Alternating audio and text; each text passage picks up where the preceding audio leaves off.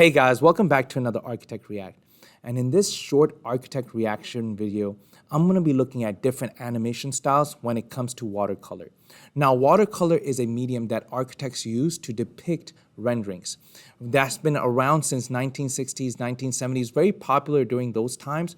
And as the times have progressed, the rendering style have slowly switched to a more computer-based animation style that is still somehow linked to these textures and these granulations that we get from watercolor. And you can depict the light in a different way. You can also create negative spaces. And this is something that I want to explore while talking about these animations. So one of the first anime that I want to look at is The Great Pretender. Now, The Great Pretender is pretty much multiple stories that centers around this one character that is developing himself as a con artist. And throughout each one of the stories, you see not only the development of this relationship of a family, but you also see him grow as a con artist. Now, what is standing out to me in this anime? One of the things that I look at is how the animator is setting the mood based on the color palette selected.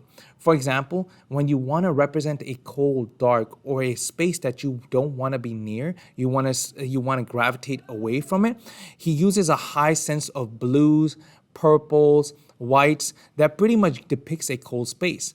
Whenever the character is feeling anxious, whenever he is nervous, whenever he's going through a tough turmoil, right? You're always looking at this sense of urgency in his face, and that color palette is depicted there.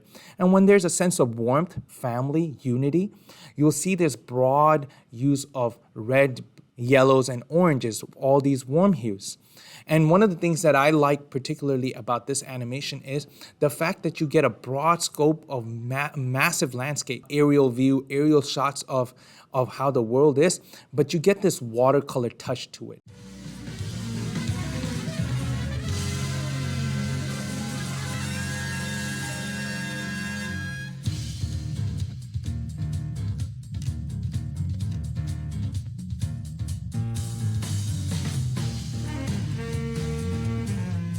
It's amazing how you get these textured details. You get this sense of control when it comes to how the spaces are being represented. You get this sense of how things can be simplified and still be represented as a form of architecture.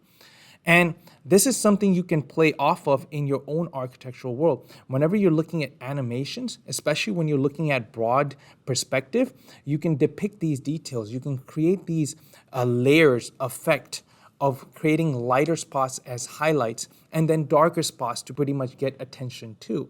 So that's something that stood out to me in this animation. Again, my thing is I want to steer away from realistic rendering.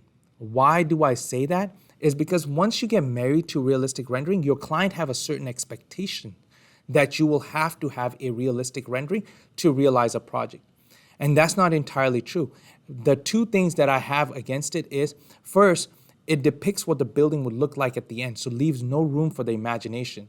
Along with that, a realistic rendering takes a lot more time to render, and you spend so much time visualizing an image rather than refining and revisualizing your design. Number two, the client has a certain level of expectations that this is what the project should look like, period, right? You set in the shadows, you set in the light, and you say, this is exactly what this building would look like realized. And if it's shy of that, make the brick darker, make this happen, make this happen. But when you depict in a watercolor style, there's a certain room of ambiance. There's a certain way the light is depicted. There's a certain way that there's still a sketch, but it's still a very controlled sketch, right? There's a specific atmosphere. There's a specific expressiveness to the actual rendering.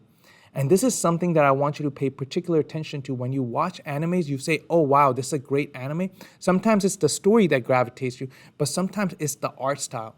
And in your own honest opinion, I want you guys to tell me, am I wrong here? And what kind of an animation style are you gravitated towards? And what animes would you like me to review? With that said, continue liking, continue subscribing. Thank you for all the support. Follow for more content.